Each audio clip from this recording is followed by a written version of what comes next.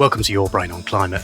Just a warning, this episode contains a few naughty words right from the start. So if you don't like swear words, this one ain't for you. Go and listen to something without swear words in it, like a podcast about gardening or tropical fish.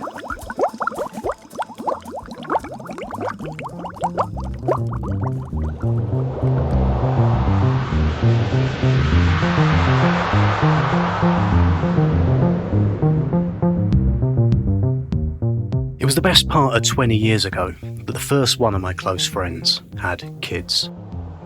A week before child number one was due to be born, my friend and I sat in a pub near his house having a pint. We talked about all the usual stuff we talked about back then: football, Amiga, video games, that sort of thing. And I remember saying to him something like, "Weird, innit? Here we are talking about football and stuff like we always do, and about a week from now, you're going to be a dad, mate, and your life is going to change forever." Yes, he agreed, that is a bit weird, now you come to mention it. And I asked him, how are you going to do it? Like, how are you going to be a dad? What sort of dad are you going to be? Have you done your research? Have you read all the parenting books? Are you worried about it? Why aren't you worried about it? How are you not going to fuck your kids up? And I remember him saying, "Dave, it will be fine. Some right idiots have got kids, and those kids turn out all right." And anyway, he said, the thing you've got to remember is everyone fucks up their kids. You should definitely try hard not to, but you will just fuck them up some other way, simply by being you, in the world, with all your faults, all your hang-ups, all the ways you were fucked up.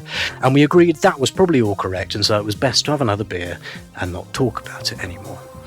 My mate, I should point out, his name is Toby. He's an excellent dad, and he's turned out not to have fucked his kids up any more than usual, at least so far. But as in Philip Larkin's famous bleak 1971 poem, This Be the Verse, the first stanza of which you're going to hear read by the wonderful Ruth in a second, being a parent is to accept that you are going to fuck up your kids.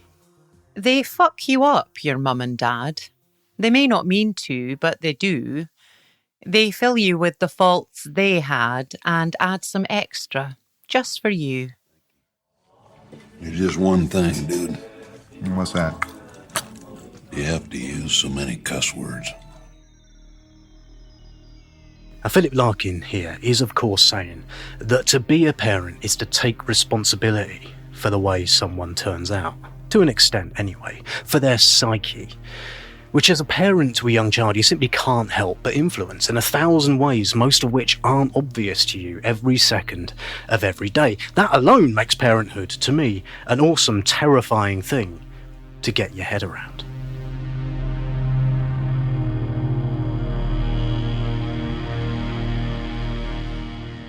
But what about the rest of it? What about all the other stuff parents pass on to their kids, particularly kids being born round about now? Your parents aren't just passing on their genes and their influence on your psyche. They're passing on a planet in crisis. I'm recording this during the UK's third heatwave of the summer already, with temperatures stuck up again above 90°F here in London, and it's only early July. All of this is only going to get worse. You know this all too well, and you don't really need me to bum you out by explaining that. But what does it mean to bring kids into that world? A world facing climate chaos, species collapse, and all the rest of it. Where all of them dates that we hear that are in the future, by which we have to cut emissions, you know, the year 2030, the year 2050, the year 2100, those years are the best years of your kids' lives. And not only that, but parents pass on their culture, their ideas about the world. Bits of the soup of how things have always worked get passed on down. Ideas about what normal is, how economies should run, whether growth is always good, whether the life of people in other countries is worth as much as my life or lives over here. All of that, which needs, at least in Western countries, violent need of updating before they take down what's left of the planet in flames. It all makes me wonder, in a world in multiple crises, how do you bring up your kids? How do you bring them up with the wisdom to solve the problems that your generation has been unable to solve, helped to create, massively unfair though that is? Does being a parent bring climate change and all the rest of it into sharper focus? Or actually, does it make you care about it less because you just got less time to worry about it? And look, you know what? Given all of it, does it even make sense to have kids?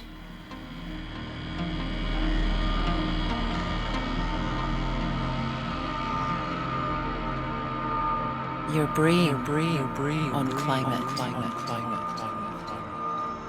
Welcome to Your Brain on Climate, a show about human brains versus the climate crisis. I'm Dave, and in this episode we're going to talk about being a parent and not being one. It's one of perhaps the most important thing many people will ever do in their lives. Being a parent physically changes your brain, and it shapes the brain of the people you bring up. What we're interested in is how our brains work and how to make useful change in a world in crisis. It is a very interesting place to look. Now, before we get started, a huge thank you to my Patreon supporters who help to keep this show on the road. Making this show is a labour of love. It's not my day job. It costs me money to do, not least because I pay my guests, which matters to me hugely. So if you value what I do and you want to support truly independent one-person podcasting, you know what to do. Go and join the Patreon crew over at patreon.com/yourbrainonclimate, where you can chip in a couple of quid every month to help with the running costs of this esteemed organ. This month, the Patreon crew even got to chip in some of the questions I talked to my guests about. That's how special they are. If you can't or you won't do that, please take 30 seconds to drop me a review and a 5-star rating on your podcast medium of choice, ideally Apple Podcasts, but I will take what I can get. And remember, if you hear this noise, it denotes wisdom. If you look in the show notes, you'll find more information on whatever it is we've just been discussing.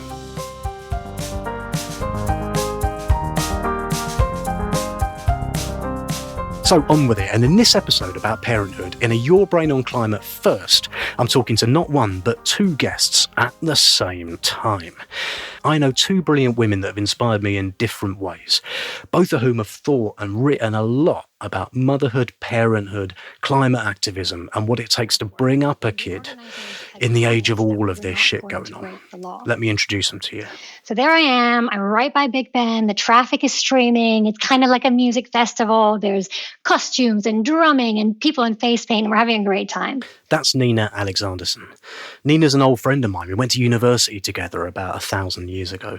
Nina describes herself as a quiet climate activist. Getting in the way of bulldozers and things isn't really for her. But by her own admission, she never used to care much about climate at all until she had a kid, which made her much more aware of the state of the planet she was passing on. And then this very cheerful, very polite older woman comes up to a group of us and she says, "Okay, it's time, everyone. It's time. Please step onto the road." And I'm like, "What?" And so she physically starts like chivying us along onto the curb and says, "Get onto the road. We're going to block the traffic."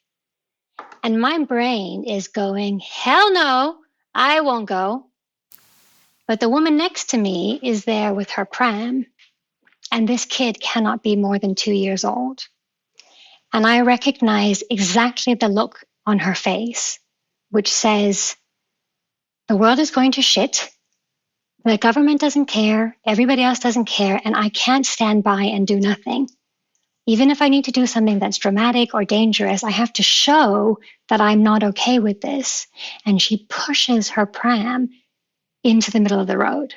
So that's Nina. Hello, Nina. My other guest is Sophia Cheng. Sophia is a facilitator and a communicator around the climate and ecological crisis. We've worked together loads. A massive shout out for Sophia's facilitation skills, if ever you need them.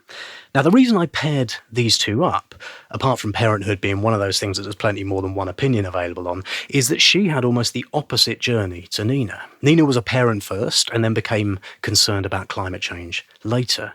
For Sophia, her worry about the state of the planet meant she wasn't even originally sure she wanted kids in the first place. I think I had not really put the question about whether to become a parent really firmly in front of me. And then the climate crisis kind of hit me like a brick at the end of 2018. And for me, it was the surge of 2019. It was the race to quickly do something. It was flying the emergency flag. What does being useful look like in these terms? And as a very good conditioned capitalist, I couldn't weigh up motherhood in that very zero-sum game. So I threw myself into probably some of the forms of activism that Nina has been mentioning, along with the Extinction Rebellion and things like that. But as COVID hit, and we desperately needed hope. An idea that I had, we brought to fruition, which was a small climate fiction group online. And each month we took a climate solution that we know is viable, we know is happening, it's just not at the scale. So each month we'd take a leap and imagine that it was already so. And at the beginning, I could only go about 5 years into the future. So it's, it's all hell in a handcart if you're kind of deep in that dystopian kind of way of thinking. But month on month, as we practiced, we got a little bit further and a little bit more hopeful. And when I could get to 350 years into the future, and it was looking okay, that coincided with me being brave enough to turn towards question and decision around motherhood. And I had peer support. I went through a 12-week program to explore that. And around COP26, I finally made it through the end of that program and landed on the decision and the desire to be part of a family and to experience pregnancy. So you had to kind of change your, not perception of time is the wrong way of looking at it, but almost kind of get over the hump of how bad things seem today and believe in the possibility of hope for the future. Time and stripping away of the sort of, it has to be now. Everything's about now. It's zero sum. It's all about sacrifice. I know that's a topic that's come up in your previous episodes. It's either this or that. It's black or white. And realizing over the course of 4 or 5 years that actually living in a kind of climate friendly way does allow us to have things like it's a both and situation rather than an either or. And that unlearning coinciding with a kind of introspection and program led me towards the decision to become a parent. It's so interesting to hear you say that, Sophia, because I agree that becoming a mum totally changed my perspective on time and the future. But as Dave said, I kind of came at the opposite direction from you because I didn't think about climate at all until I became a mum. And then I had very severe postnatal depression, which heightened my personal sense of vulnerability and of fear and reliance on other people. And I had this child, and I suddenly felt extremely responsible in a way that I probably hadn't had before. And so to cut a long story short, I changed my career. I left a job at Disney, which I loved, and decided I was going to work in climate. And it coincided with us moving to Australia during those horrible, horrible bushfires of 2019. And I opened my door and it was like the stench of the smoke, the like burnt debris in front of me. Like it felt very real and not something that was far away and somewhere else. And then I started working different jobs. I helped to launch Work for Climate, which is a digital platform that helps employees take action at work. And then by fluke, I ended up working for the UN high-level champions as part of COP26. And I'm really not going to go into the complicated ecosystem of what and who that all means. But essentially, I was working for the political appointee who is responsible for getting the private sector to take action on climate. So any entity that isn't a government or state entity, the high-level champion is responsible for helping to decarbonize, and I worked with that team.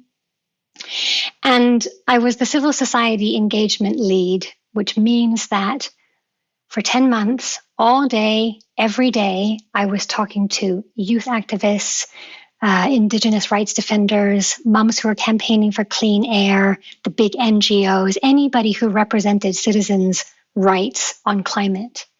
And these people were pissed off. They were angry. They were disappointed with the international process.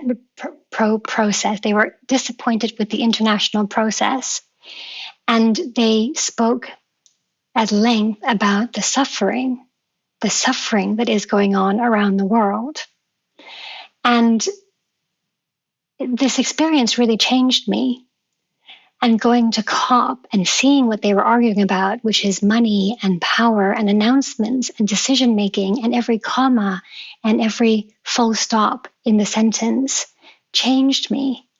And hearing 16-year-olds standing up on stage in front of a room full of powerful leaders and speaking eloquently and passionately, it changed me.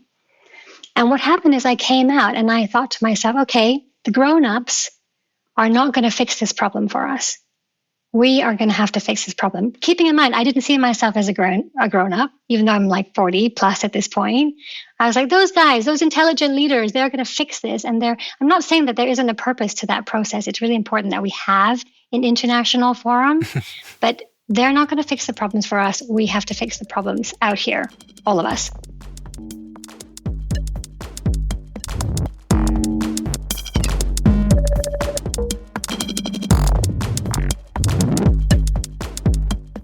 So there's plenty more to come from Sophia and Nina about how they're thinking about how to bring up their kids in a world that's in a bit of a pickle.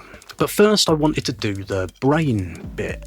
Now, without going into too many details about it, I don't have kids, but I know enough from first-hand experience that when you think you're going to be a dad, it massively and immediately affects your brain chemistry. Like straight away.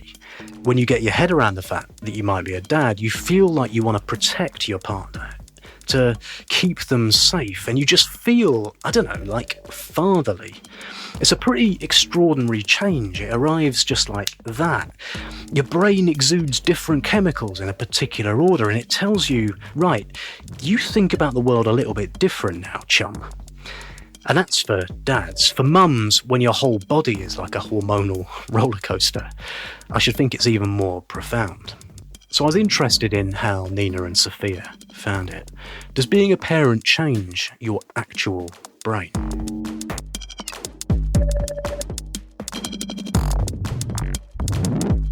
So as a psychology undergrad, all of this stuff, like it really, I find it fascinating, find it really exciting. You've done some research. This is good. I've done some research.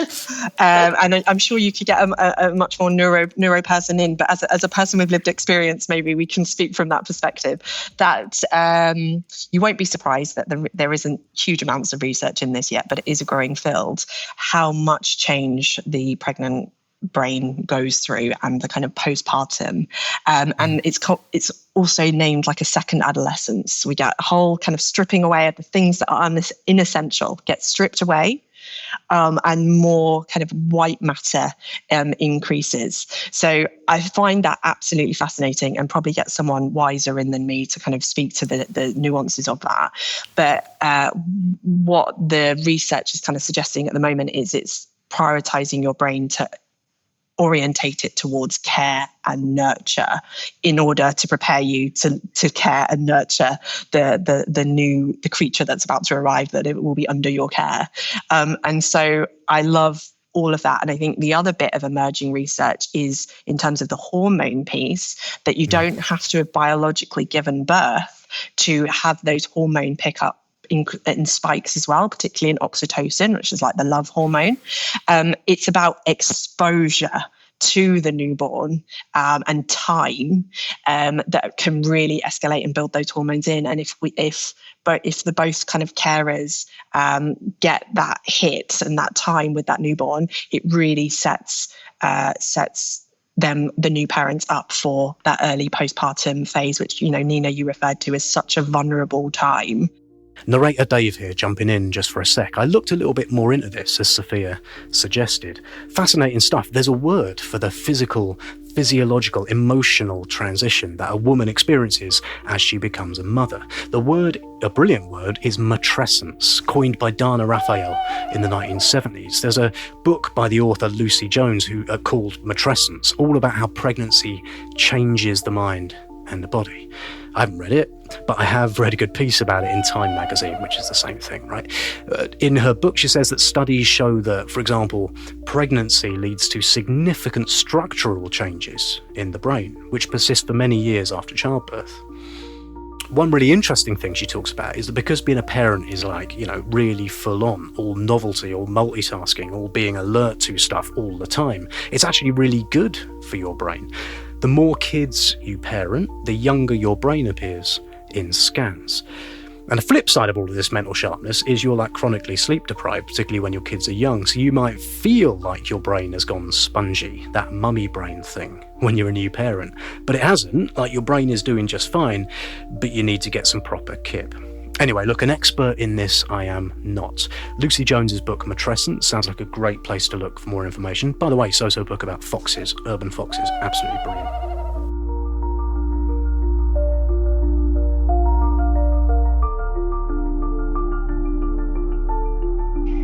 My brain grew antennae when I became a mum. And at first it was scanning for danger or hunger or crying. And it was sort of basic survival, my own survival, his survival. And those antennae have never gone away. Those parenty constantly probing for sort of changes in mood or changes in social dynamic. It's not high alert. It's just what's coming that I need to be getting ahead of. And I never had that before. And I certainly never had that on behalf of somebody else. And does that remain now, even though your son is, what, is he 9 or 10 now? 100%. Sophia, do you have that as well? Yes. I think it's very common that you never actually really switch that off anymore. And I knew that I was going to feel responsibility. I just didn't realize how accountable I would also feel. Children do not do what you say, they do what you do. And so you are in the situation where you're a role model at all times and you're having to second guess yourself and you've got cognitive dissonance and then you've got to make decisions and you've got a clash of values, especially when it comes to climate. Because part of your responsibility as a parent is to prepare a child. But if you tell them too much about the climate crisis, you are creating fear and anxiety. And so by doing your duty as a parent, you've actually failed in your primary duty as a parent. I suppose that there's a slightly potentially complementary angle. My son is 18 months old, so we're not really having climate conversations. We're more choo-choo level conversations at the moment. But one of the things I think from a psychological perspective that I'm experiencing is that pre-motherhood, it was your work to do. It was your introspection. It was the layers that you had to unlearn. And I think the transition to parenthood is all of that psychological work is now applied. It's happening right now. It's live. It's how are you showing up? And I quite like that shift from doing the work on myself and it feeling a little bit self-indulgent sometimes and expensive to going, okay, now you're being tested. Now it's happening. And I love what I'm learning from that experience.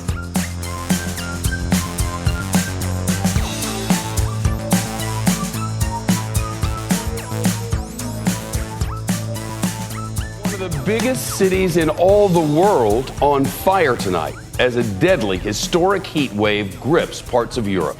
Hundreds of firefighters on battling people coming from the wildfires UK as a new variation of coronavirus spreads rapidly there.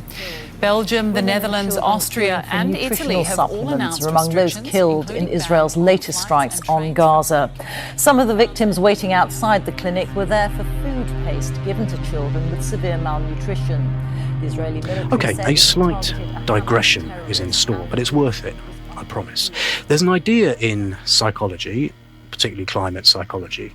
You might have heard it about in various forms. It's called the finite pool of worry. The basic idea is our brains are small and they are finite, and there is only so much stuff about which they can give a shit.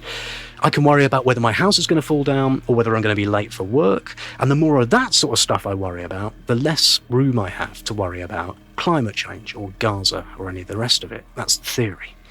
And at the heart of a lot of climate communication strategies is making climate change therefore seem more worrying, pushing it up the list of that finite pool of worry stuff. Now look, to be honest, climate change is right now doing a pretty good job of making itself more worrying. It is a worrying thing. But as we know, that doesn't mean it's like urgent worrying for most people in the way that you worry about your foot being on fire. Mostly in everyday life, it's a kind of background worrying, no matter how worrying all those climate communications try to make it seem. And that's a challenge, it's a challenge for any sort of climate communication that is trying to make something that is fundamentally, as a planetary process, background, to try and make that foreground. It's challenging.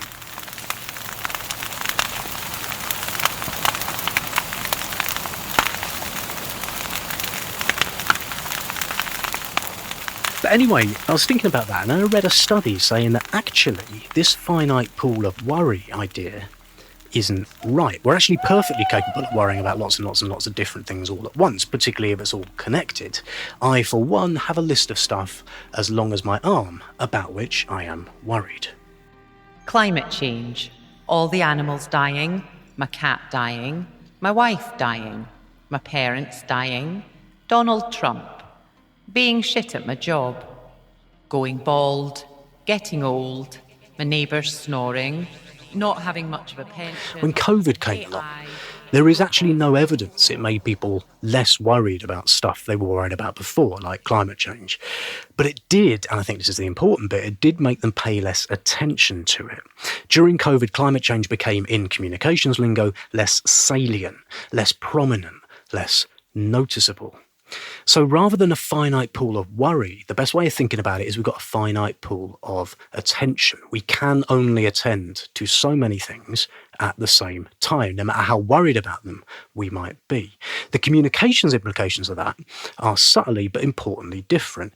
You don't need to make people worry about climate change. You need to make it more noticeable, more salient.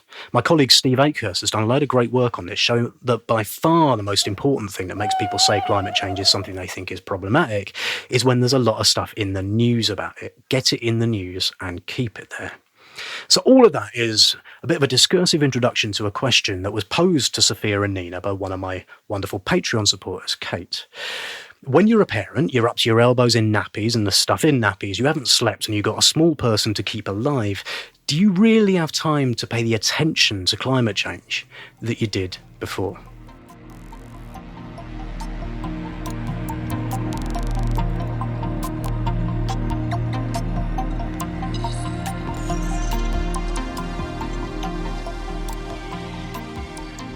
One of my Patreon supporters, lovely Patreon supporters, I told them that I was going to have this chat. I said, is there anything they wanted to talk to you about?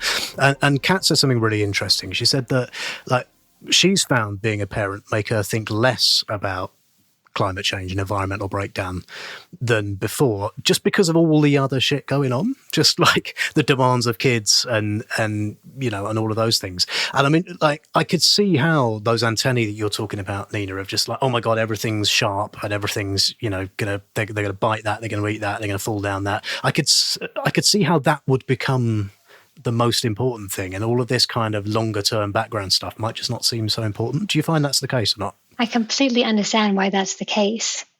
And I can completely understand why it would go the opposite direction. And I can completely understand why most parents are like, fuck this.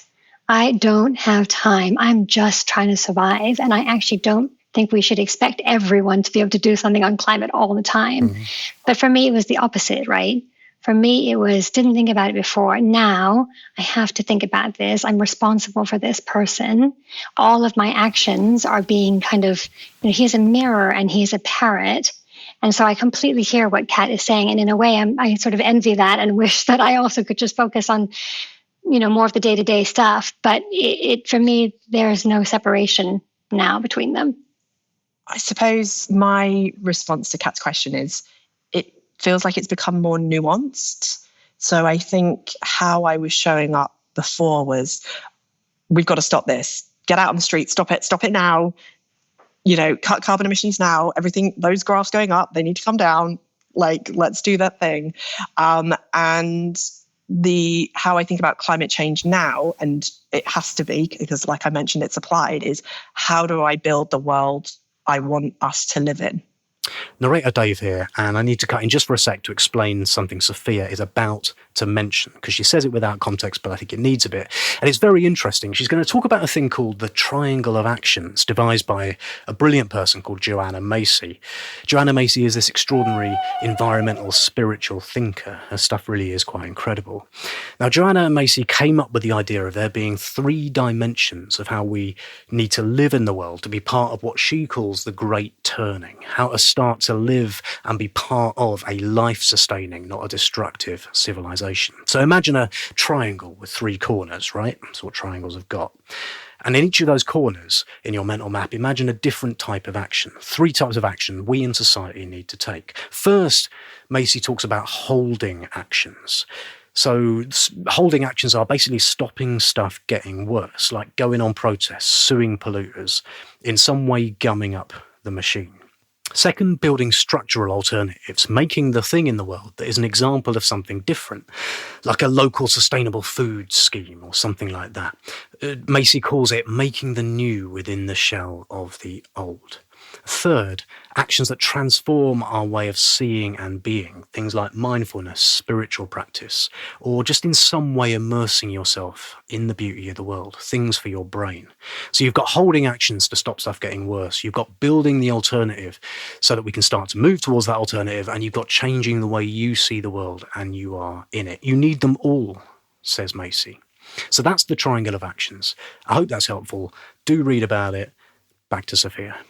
So, and it reminds me of Joanna Macy's triangle of actions, right? So there's 3 ways of looking at this, and we've got to do them all. So it's not mutually exclusive. We've still got to do the holding actions. There's still stuff we've got to stop, business as usual, etc. But we also need to do the structural changes. And it feels like the kind of structure of a family is such an accessible structure to so many people, whether or not they're thinking about the climate crisis, that it's a really interesting entry point and a kind of system that we can play with and invert and try and do differently and tell stories about and things like that. And then the third piece is the shifting consciousness that Joanna Macy talks about, or innovism, like the inner work. And again, I think that pulls on the kind of psychological demands of like being a parent and how to show up that Nina and I have already been speaking to. So I feel like I'm on those sort of last 2, focusing more so on those last 2 points of action, whereas the previous sort of 5-6 years was much more in the holding action space.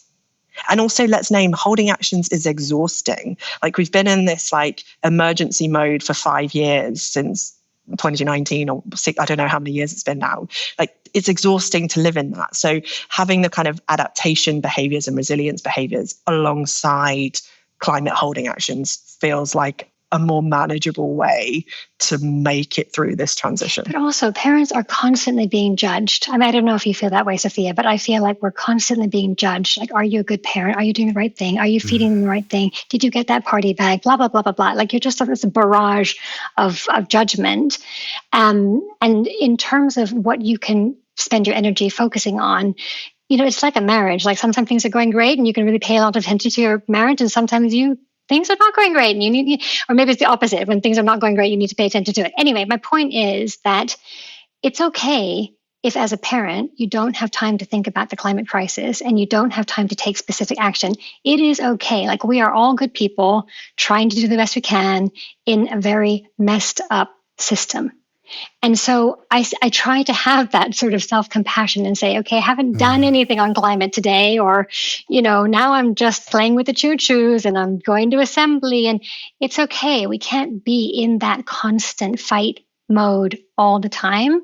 And parenting is where you need to focus your attention on growing, supporting this being. And it's not just the parents, by the way, it's the whole community that helps them. So I would say, let's not give ourselves too hard of a time. I'm guessing that's an unpopular thing to say, but give yourself a break. No. This podcast is all about not giving yourself too hard a time, because this stuff is difficult and complicated. Don't give yourself a hard time if you're listening to this. You listen to Nina, you live longer.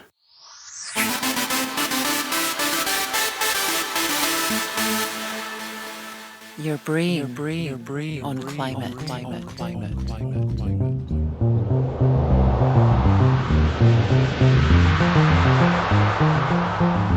Welcome back to Your Brain on Climate. I'm Dave, and in this episode, which I hope you're enjoying, I'm talking to Nina Alexandersen and Sophia Cheng about being a mother, or indeed a parent, in the age of the climate crisis. There are loads of very interesting things about this question. Frankly, we've only scratched the surface in this episode. But something I find very interesting is like, when it comes to climate change and stuff like that, how much should you talk to your kids about it? Like, they've got the whole rest of their lives to find out that things are screwed, and they're going to learn about that in school and off the telly. And childhood's supposed to be about innocence in it, and Peppa Pig and stuff. And if you don't tell kids that Peppa Pig is one day going to get made into a pepper bacon sandwich, perhaps you probably shouldn't rush to tell them that the world they're going to inhabit is teetering on the edge of climate breakdown. But yet, you want your kids to grow up with values that mean they care about that bigger world, and that they might grow into the kind of human that might be part of the solution. But then again, kids rebel against their parents. So come on too strong about all this and you're going to turn them into mini Donald Trumps. There's someone, by the way, who everything I've read about his upbringing suggests he was fucked up by his mum and dad, one of which was emotionally distant and unavailable, and the other was incredibly stern and scary. But they were fucked up in their turn by fools in old-style hats and coats. who half the time were soppy stern and half at one another's throats.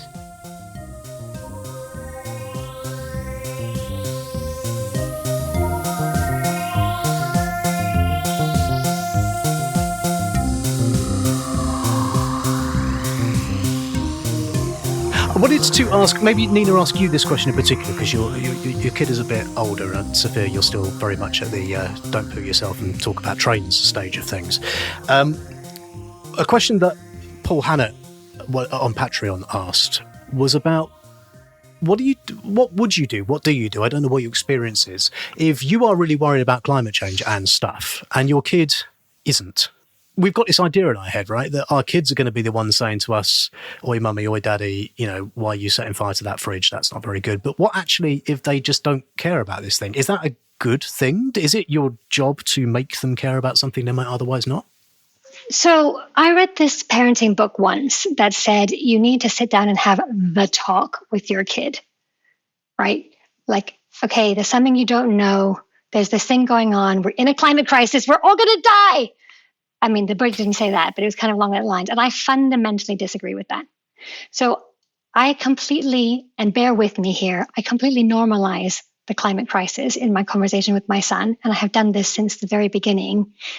But I also do that with sex and other things. Like I just normalize it so that he doesn't think that it's this weird thing we have to have a chat about. So we've been talking about stinky stinks instead of fossil fuels. It's now fossil fumes as far as he's concerned. We're starting to talk about emissions.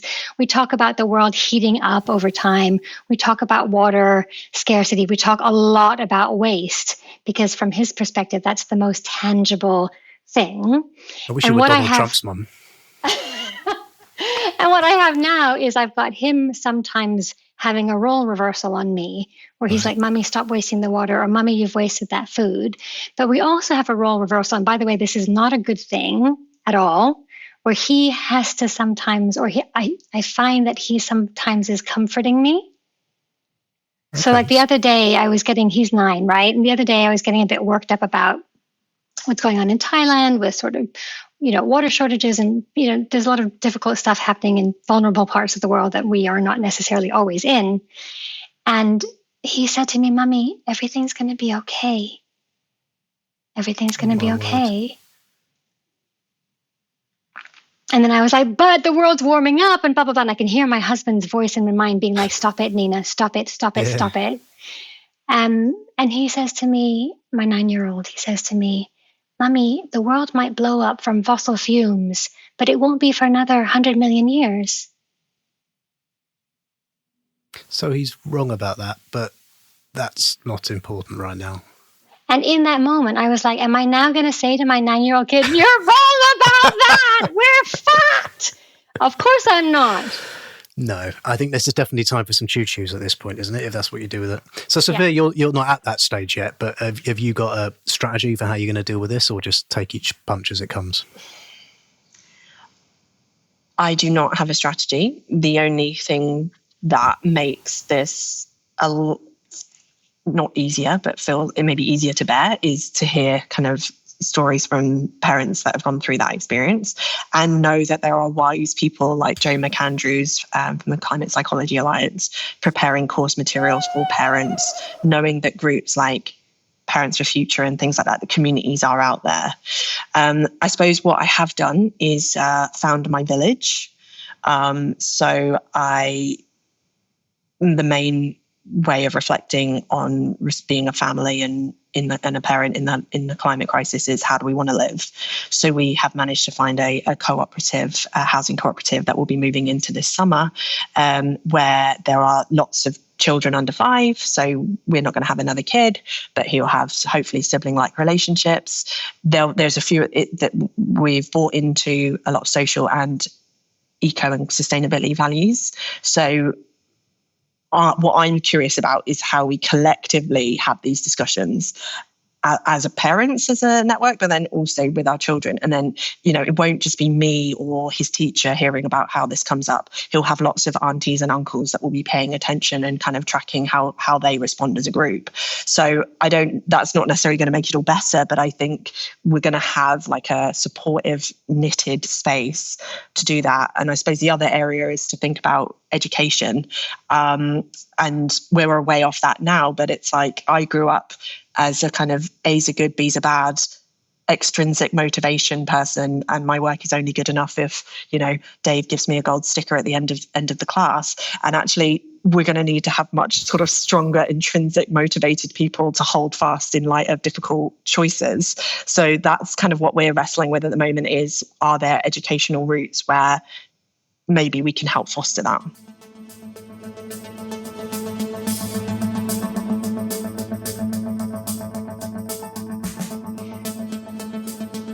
So I do have a strategy, although it's changed over time. But I just wanted to pick up on what Sophia said, which is obviously we're not creating a binary between parents and non-parents, right? People who don't birth children are just as capable, sometimes more capable, than caring about the future, caring about future generations, having roles in looking after those future generations. So clearly you don't have to be a parent to care for the future and parent for a future world.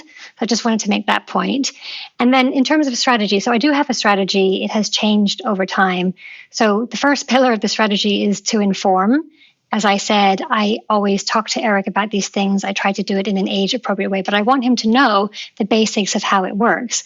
When we burn the stinky stinks from cars and from factories and from when we're making clothing, those stinky stinks make the world warmer.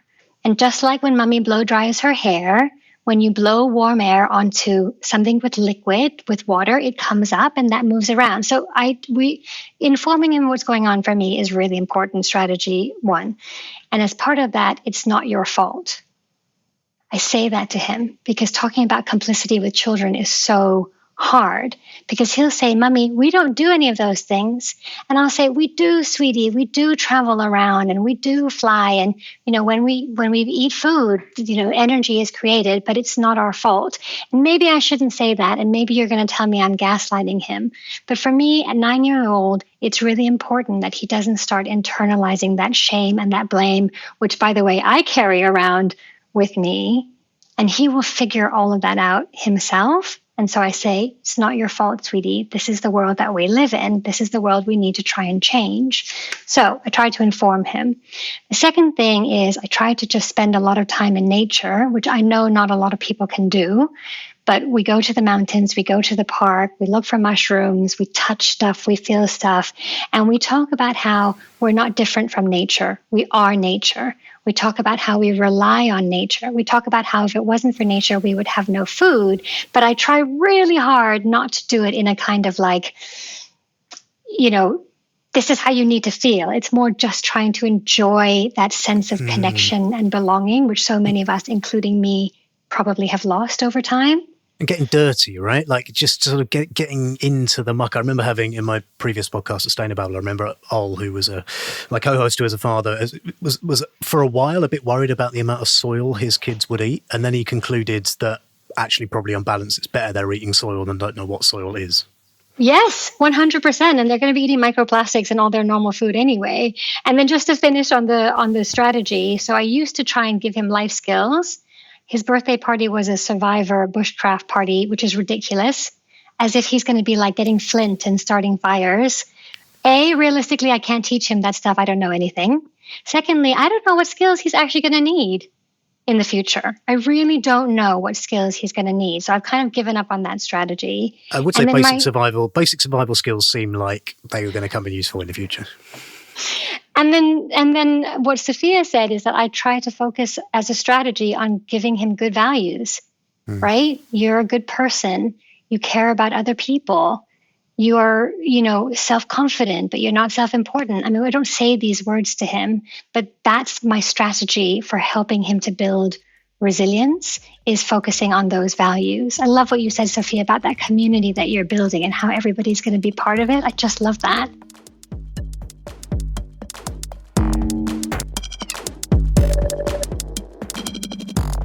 Man hands on misery to man.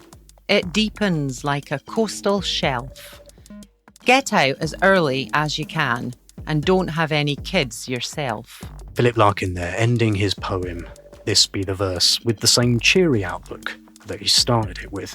You fuck up your kids, he warns, so don't have any. And look, as I asked at the start, these days we aren't just fucking up our kids in the usual old-fashioned way of making them emotionally repressed, traumatised little weirdos. We're also handing them a planet that is on fire. And where, despite all of the good things happening, like the way global institutions work, the way global culture works, and that constant march of consumption and destruction, it just seems to go stubbornly on.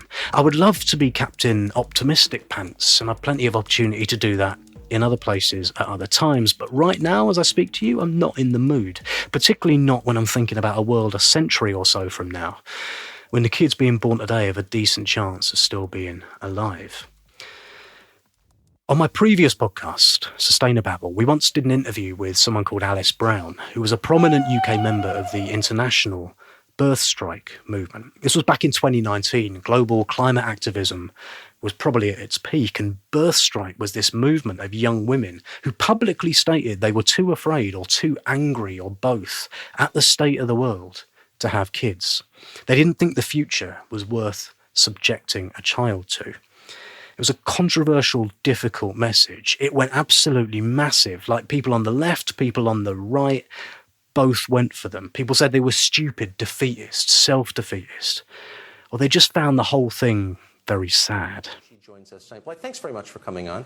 Thank you for having me. This story makes me sad. I'm not here to attack you. I want to take what you're saying seriously, but I'm not sure I understand why you're choosing not to have children. So I would be grateful if you'd tell us. Sure. Thank you for asking, because a lot of people are getting a little bit confused about what we're trying to do here. Birth strike isn't about trying to stop other people from having children. We feel too afraid to have kids because we feel that we're heading towards civilization breakdown as a result of the environmental crisis and the sort of mismanagement or political inertia over dealing with it. Does that make sense? It does make sense. It's a sadder answer even than I imagine. It all kind of fizzled out. The birth strike movement disbanded as a campaigning force a few years ago. Their leaders got burned out. It was all becoming a bit horrible. They found they'd lost control of their original political message. It got characterised as some kind of neo-Malthusian, misanthropic, misogynist movement. Some critique them for appearing to blame women who have kids for the climate and ecological crisis. So they wound it back a bit. Birth strike is still around, but as a support network and an information centre, not a campaigning force. Now, personally, I never went quite as far as not wanting to have kids at all because of the state of the planet. But I'd be lying if I said it doesn't give me a huge amount of a pause for thought. So Sophia and Nina and I, we had to get talking about it. Given everything awry with the state of the planet, what do they think about people who choose not to have kids in the first place?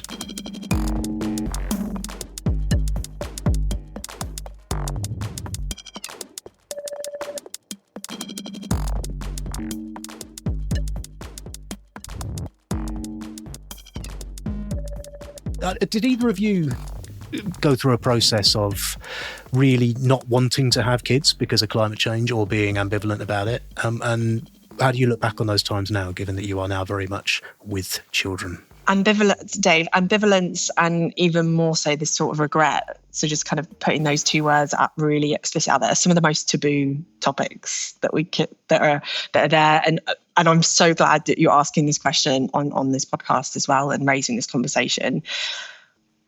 What I've noticed is when someone is brave enough to raise that question, there are lots of responses to it. And when I was actively into ambivalent for about 5 years, even ran a creative project bringing together women to look at this from lots of different angles.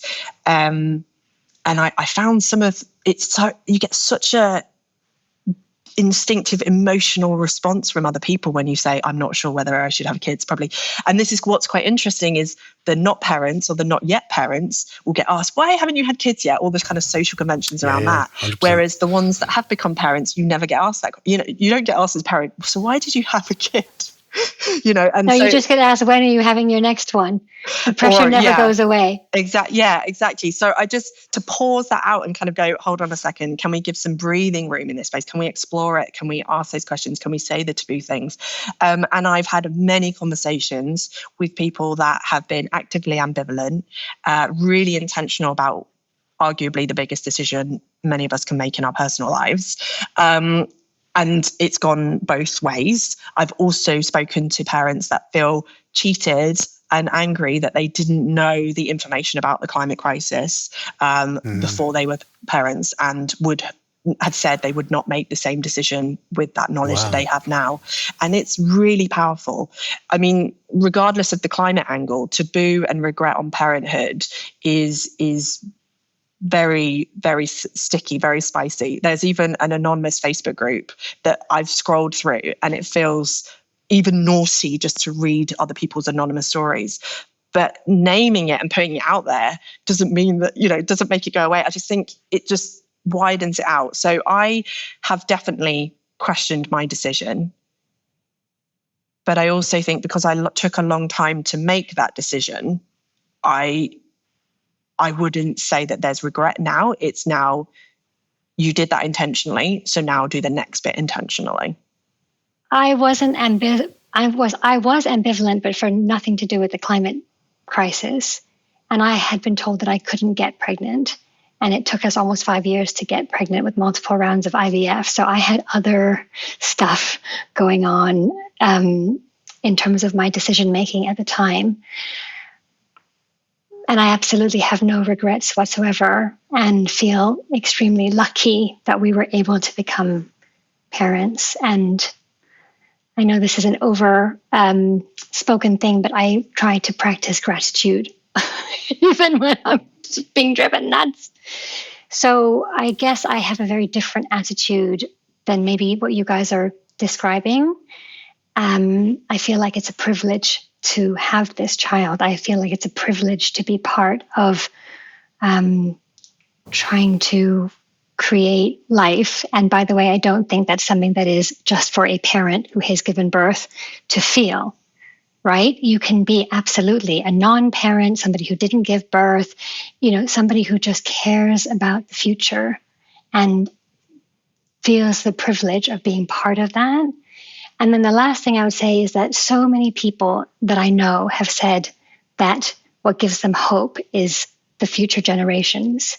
And I fundamentally don't agree that they should say that. Sorry, out loud. I'm sure that they really think that, but it pisses me off because I'm like, what is your problem, man?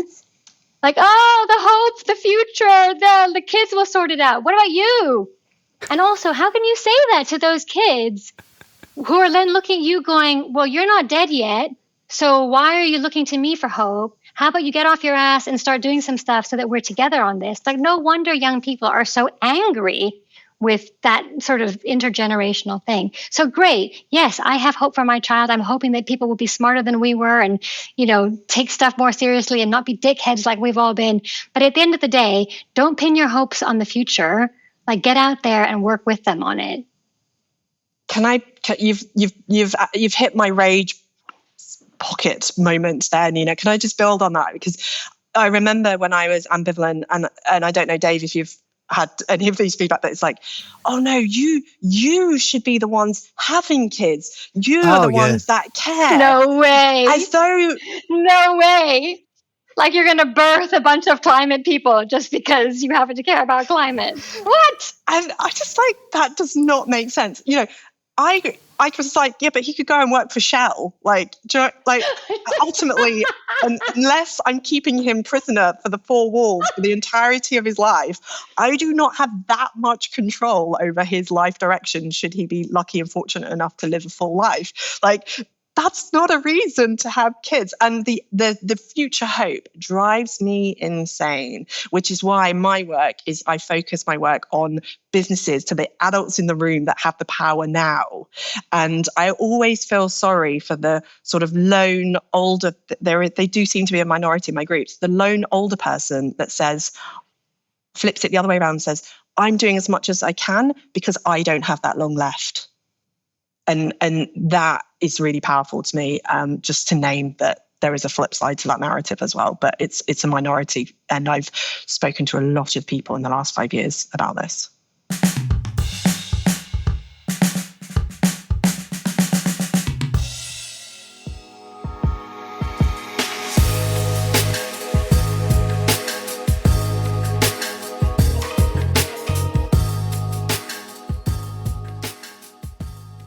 This has been a fascinating, too short conversation. Maybe we'll do another one. But one of the reasons I got you both on together, but in general, was because you both inspired me in different ways to do stuff, to do to a lot of the energy we were just talking about there, to do things about climate change and how climate action doesn't have to be all miserable and like hitting yourself with sticks. Say more about that. Say more about why you have kids and the future will be fine and we can all do good, fun stuff about it, will you? Yeah, absolutely. And I do think kind of the 5 years journey that I've been on is from like self-whipping and self-flagellation to a place of joy and care and nurture, and a kind of realization that a lot of the skills that I'm having to hone and craft now are not contributing to GDP, but are absolutely central to the world I want to live in. Because even if, we do the holding actions and we bring our emissions down, it's not really going to be that great if we don't all like each other and care for each other. So all that my parenthood exploration and time and brain power has gone into is absolutely forged towards building the world that we know is possible. And what I'm really excited about is I'm taking an active stance in that through the kind of cooperative living, making new friends, thrashing out a car sharing policy on a Sunday, whilst my 1.5-year-old runs around chasing the other 3-year-olds, screaming choo-choo. And that's what my weekends are about. And you know what? I kind of love it. So that's it for me, Dave. I think it's completely normal that we feel anger and grief and helplessness, because that's the normal reaction to what's going on, right? And we're in a grief cycle. We're all in a grief cycle. And so I think don't give yourself a hard time if you are feeling rage and anger. And by the way, when I came out of working for COP, there was almost a whole year where I struggled to work, and I was not probably great to be around, and I was extremely down. And I didn't want to feel, I felt like being joyful was an insult to what's going on. I felt like being joyful was disrespectful to the people who are suffering. And I felt a lot of guilt and shame about enjoyment. And fast forward 3 years now, 4 years almost, and I've completely changed my mind, because I feel like for all of us, joy is not a privilege. Joy is a right. We have a right to feel joyful, and especially when things are dark and they're suffering, actually you need to hold on to joy and create joy with other people. And so even though I carry all of these complicated feelings and I try to be compassionate to myself and I allow myself to go through that grief cycle, which is never linear, right? It's always up and down and round, I think we have a right to hold on and grasp whatever joy we find.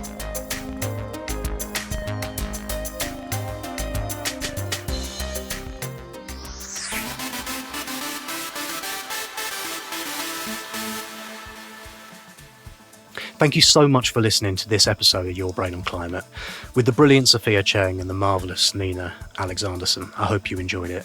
If you'd like to support this one-man operation, I pay my guests and I do all the work on this blinking thing. That'd be really, really kind of you, and a couple of quid would go a very long way. You can go to patreon.com/yourbrainonclimate to donate. I understand it's best to use the website, not the Patreon iOS app, unless you really like paying more money than you need to Apple. Or you can drop me an email to hello@yourbrainonclimate.com if you'd like to donate some other way. Generally want to give me any feedback on the show or just want to say hi. Please share, rate, review the podcast. You've got no idea how much help that is for a small indie show. There are people out there, I promise you, deliberately giving climate podcasts across the board 1 star, pushing them down the charts. They're doing that because they're arseholes. Do not be an arsehole. Give me a nice review. And thank you to the wonderful Ruth Everett for the voices and for being generally fab. That's all for now. I'll be back soon. And until then, look after yourself. Okay, bye. Bye, bye, bye, bye, bye. Bye now, bye.